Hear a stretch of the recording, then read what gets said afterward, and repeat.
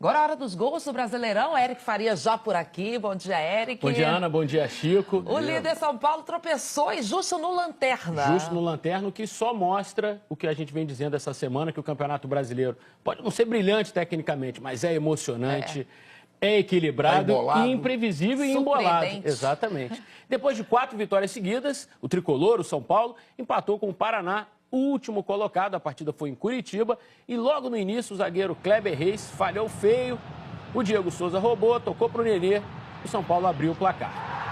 Ainda no primeiro tempo, o Júnior empatou para o Paraná, 1-1. Também foi um bonito gol. Pancada de dentro da área, o Sidão não conseguiu defender. Agora uma curiosidade, esse é o Claudinei Oliveira, técnico do Paraná. Ele há 2 semanas estava no Sport. Perdeu do São Paulo, foi demitido e agora tirou uma casquinha do líder São Paulo. Vingança. Vingança com gostinho para os outros times no campeonato, como por exemplo o Internacional, que conseguiu diminuir essa diferença para o São Paulo ontem na Bahia. Venceu o Bahia por 1-0 na Fonte Nova, a gente tem um gol aí. O Rossi foi lançado, o goleiro do Bahia, o Emerson, ficou meio na dúvida, o Rossi cruzou e o Patrick empurrou para o gol. 1-0 Inter, a diferença caiu só para 1 pontinho. Está super equilibrado o Campeonato Brasileiro. Bom, semana passada, o Fábio pegou 3 pênaltis na Copa do Brasil contra o Santos. Ontem, ele defendeu mais uma cobrança e evitou a derrota do Cruzeiro para o Grêmio. A gente vai ver os gols. A partida foi disputada na Arena do Grêmio, em Porto Alegre. Bruno Silva marcou o primeiro para o Cruzeiro, que estava jogando de branco. Bonito gol aí do Bruno Silva. O Everton, convocado pelo Tite para os amistosos da Seleção Brasileira, também marcou um golaço. O Everton está num grande momento, numa grande fase. Golaço, né? E aí o grande momento da noite do Fábio, pegou um pênalti do Luan. E aí 1-1.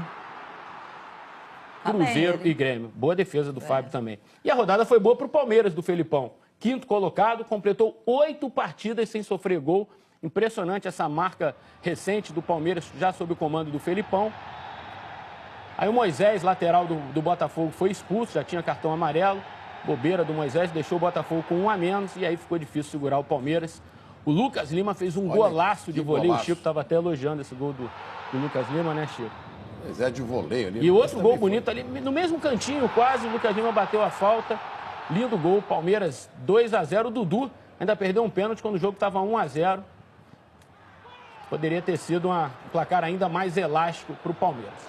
Bom, daqui a pouco eu volto com mais gols do Brasileirão. Outros gols para mostrar. Porém, a gente já mostrou a vitória do Internacional, que se aproximou do líder, do São Paulo. Só que antes disso, o Eric tem uma bomba, notícia que acaba de chegar para ele. Aqui ele descobriu, é uma notícia que não é boa para o torcedor do Inter, né? Pois é, Chico, a gente apurou agora há pouco essa questão. Nesse momento, a CBF e a FIFA devem estar já recebendo essa notificação da Justiça Suíça, que tinha concedido uma liminar para o Guerreiro poder jogar futebol, não só a Copa do Mundo, seguir a carreira. Tanto que quando ele voltou, ele ainda fez algumas partidas pelo Flamengo, mas a própria Justiça Suíça revogou essa decisão. Pelo que eu apurei, assim, não tem muitos caminhos jurídicos a mais, o Guerreiro vai ter que realmente cumprir essa punição. Estreia? Não, ele iria estrear, exatamente, ele iria estrear no domingo contra o Palmeiras, mas foi derrubada essa liminar, enfim. Ele foi punido por 14 meses, cumpriu mais ou menos 6, 7 meses, então ele ainda tem mais 6, 7 meses para cumprir, o que significa que o Paulo Guerreiro não joga mais futebol em 2018. Ok, ele continua, mas continua contratado com o Inter? Sim, assinou contrato com o Inter de 3 anos, aí eu não sei os termos do contrato ainda, mas o fato é que a notícia de agora é essa. Ele iria estrear no domingo. Ele tinha conseguido aquela liminar para jogar Copa. Para jogar Copa e jogar futebol. Ele estava liberado para jogar futebol, mas agora a própria Justiça que deu essa liminar revogou e a CBF e a FIFA, como eu disse, devem estar recebendo, se já não receberam essa notificação da Justiça Suíça. Bom, voltando a falar da rodada, o jogo entre Chapecoense e Atlético Paranaense foi adiado. O Atlético não conseguiu viajar de avião para Chapecó devido às condições climáticas. Por isso, a partida foi remarcada para o dia 13 de setembro. Vamos ver mais gols. Fora de casa, o América Mineiro venceu o Sport. Partida na Ilha do Retiro. O Luan fez o primeiro gol do América. Sport em situação difícil no campeonato. E o Rafael Moura, artilheiro Rafael Moura, marcou o segundo gol.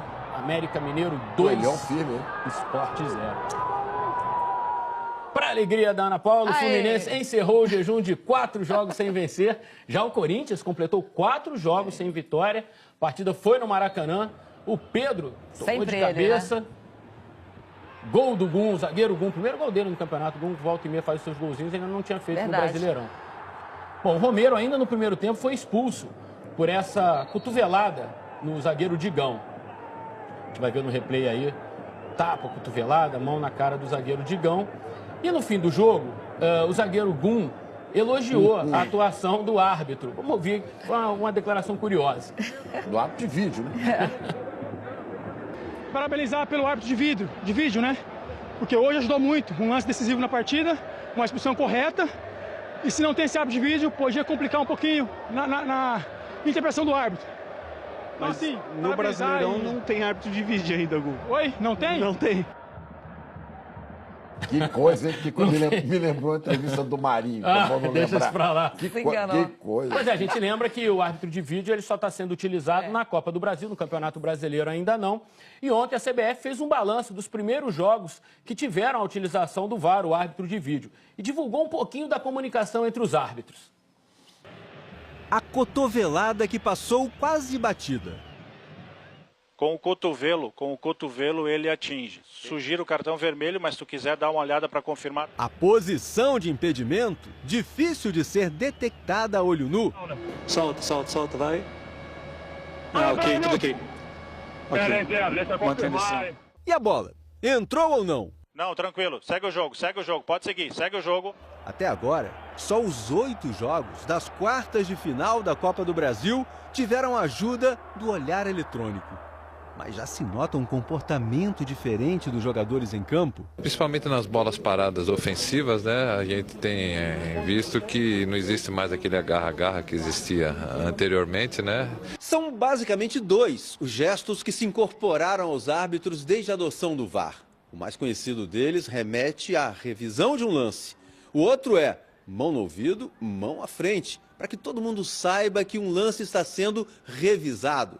E com tantas revisões e checagens, quanto tempo se perde durante um jogo?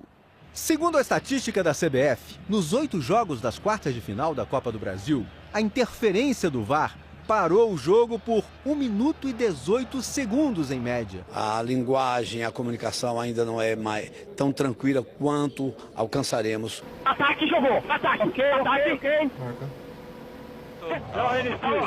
Calma que tá chegando, calma.